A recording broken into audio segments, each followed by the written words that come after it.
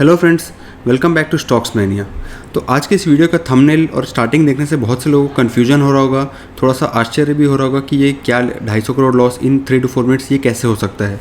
तो जो लोग रेगुलरली ऑप्शंस ट्रेड करते हैं या स्टॉक मार्केट में ट्रेड करते हैं, उन लोगों को ये पता होगा लास्ट थर्सडे ये जो इंसिडेंट हुआ है उनको थोड़ी बहुत नॉलेज होगी। और जिसे इस बारे में नहीं पता है वो इस वीडियो को ध्यान से देखे तो उनको भी इसका आइडिया हो जाएगा कि ये कैसे हुआ है और ये सच में हुआ है। जो 250 करोड़ का लॉस है 3 to 4 मिनट्स में ही हुआ है। ये वीडियो में मैं डिस्कस करूँगा। एक शॉर्ट वीडियो है, इसमें आपको सारी डिटेल्स बताऊँगा, सब कुछ समझ आएगा।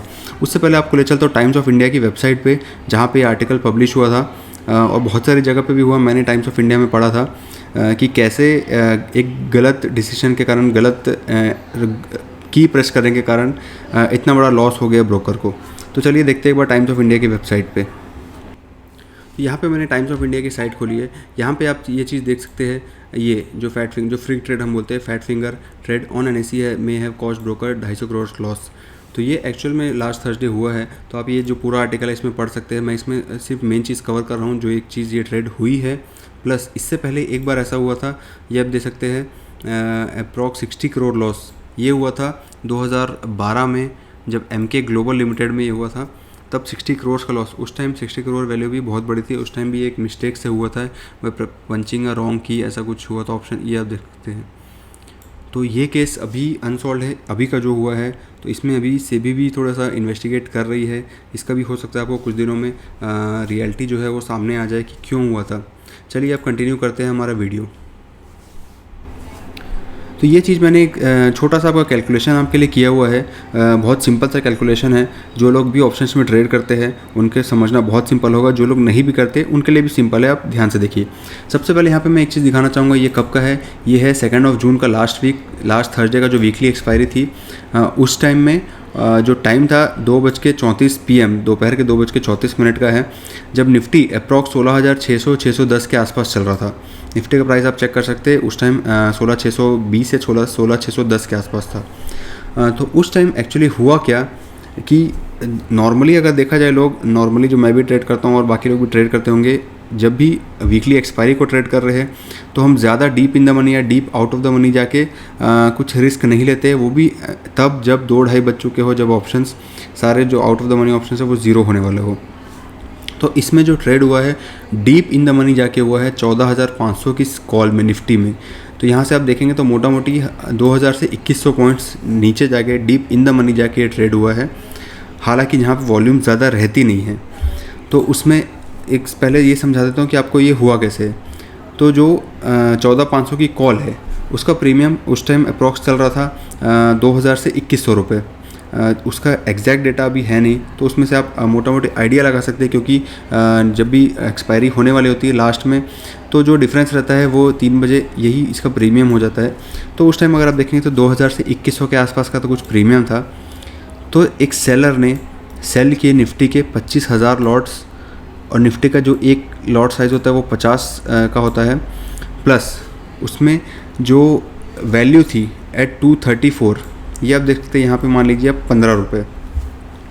ये इसके पहले आप देखेंगे तो ये बहुत हाई थी, 2,000 से 2,100 रुपये के आसपास थी। बट सेलर ने इतने लो प्राइस पे यहाँ पे वो बिड किया था, वो 15 रुपीज़ पे आ गई थी। 15 रुपीज़ पे इसने सेल किया सेलर ने। और कोई बायर भी होगा, बाइंग क्वांटिटी आप देखेंगे तो बहुत ह्यूज क्वांटिटी, 7-8 हज़ार 10,000 क्वांटिटी में अलग अलग ट्रेड हुए हैं। तो बायर ने, मान लीजिए बायर ने वहाँ पे बाय किया सेम 25,000 क्वांटिटी, 50 लॉट साइज़ पर लॉट, और 15 रुपये में बाय किया। उसके बाद 3 से 4 मिनट में ही उसका प्राइस वापस से ऊपर चला गया। और वापस जो सेलर ने पहले सेल करके रखा था अप्रॉक्स 15 रुपीज़ में, ये हम समझने के लिए ले रहे हैं, प्राइस ऊपर नीचे हो सकता है, क्योंकि इसका प्राइस अगर आप देखते तो ये 15 पैसे तक गया था। 1 रुपये से नीचे भी चला गया था 15 पैसे तक, और उसके बाद वापस उठ के फिर 3 से 4 मिनट में वापस 2,000 के ऊपर चला गया। तो जब ये स्क्वायर ऑफ हुई पोजीशंस 3 से 4 मिनट बाद 238 या 239 पे स्क्वायर ऑफ हुई है, तो सेलर को अपनी पोजीशन वापस बाय करनी पड़ी होगी 2,050 रुपये में। तो यहाँ पे अगर आप देखेंगे तो 25,000 लॉट, पर लॉट में 50 क्वांटिटी इनटू प्राइस 2,050, ये आप टोटल करेंगे तो ये होगा 250 करोड़। तो यहाँ पे 3 से 4 मिनट में ही ये जो 250 करोड़ का लॉस है ये सेलर को दिख रहा होगा। प्लस जिसने बाय किया है, जिसने भी बाय किया था 15 रुपीज़ में, उसने वापस अपनी पोजीशन जब स्क्वायर ऑफ की तो ये जब स्क्वायर ऑफ हुई होगी 2050 के आसपास, तो ये 250 करोड़ प्रॉफिट उसके अकाउंट में दिखे होंगे। तो यहाँ पे आपको ये तो क्लियर कट समझ आ रहा होगा कि 250 करोड़ का लॉस और प्रॉफिट कैसे हुआ। एक को लॉस हुआ तो सेकंड कहीं ना कहीं प्रॉफिट हुआ ही होगा किसी ना किसी को।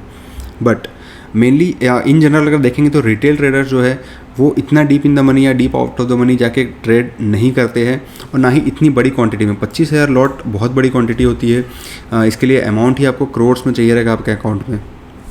तो ये चीज़ तो थी बेसिक कि कितनी क्वांटिटीज़ में ट्रेड हुआ। ये क्वांटिटी आप देख सकते हैं, ये भी कहते हैं टाइम्स ऑफ इंडिया की साइट में, बाकी जगह भी ये क्वांटिटीज़ रिवील हुई है। 25,000 अप्रॉक्स लॉट्स में ट्रेड किया गया है। तो ये तो चीज़ क्लियर है कि 250 करोड़ कैसे आया। अब सेकंड चीज़ मेन सोचने वाली ये है हमारे पास कि क्या ये सच में हुआ है या इंटेंशनली किया गया है। सबसे पहले अगर आप देखेंगे अगर मिस्टेक या प्री प्लान क्या हो सकता है। मिस्टेक मेरे हिसाब से तो हो सकती है, देखिए मिस्टेक किसी से भी हो सकती है, बट इसकी प्रोबेबिलिटी इसलिए कम लग रही है क्योंकि इतना ह्यूज क्वांटिटी में अगर मिस्टेक कोई करना चाहे, 250 करोड़ का लॉस कोई भी इतना इजीली पंच नहीं करेगा जो भी आपका ट्रेड्स, तो उसमें सोच समझ के ही होगा। प्री प्लान इसलिए है क्योंकि अभी बहुत सारी न्यूज़ नीचे आ रही है कि कोलकाता साइट्स के 2 ब्रोकर्स ने ये चीज़ की है, और हो सकता है कि ये टैक्स सेविंग के लिए या लीगली मनी ट्रांसफ़र के लिए, लीगली मनी ट्रांसफ़र अगर किया होगा उन्होंने, अगर डायरेक्ट बैंक ट्रांसफ़र होता या बाय चेक या बाय कोई भी अदर मीन्स होता तो उसमें भी अच्छा खासा टैक्स लगता। तो टैक्स बचाने के लिए भी हो सकता है ये एक चीज़ की गई हो कि 2 ब्रोकर्स के बीच में म्यूचुअल अंडरस्टैंडिंग हुई हो, एक ने अपना लॉस बुक किया, सेकंड के साइड प्रॉफिट गया, तो उसमें जो भी क्वांटिटी जो उनको प्रॉफिट हुआ होगा उसका हाफ या जो भी परसेंटेज फिक्स हुआ हो। ऐसे बहुत सारे अभी रूमर्स न्यूज़ आ रही है, बट अभी हमारे पास कोई भी सॉलिड प्रूफ नहीं है कि क्यों हुआ है ये और क्या ये सच में मिस्टेक थी या प्री प्लान था। प्लस इसमें सेबी ने भी अभी थोड़ा सा टाइटनिंग की है। सेबी भी इसमें थोड़ी सी न्यू रिसर्च कर रहा है कि ये क्यों हुआ है। तो हो सकता है कुछ दिनों में आपको सच देखने मिल जाए कि एक्चुअली में मुद्दा था क्या।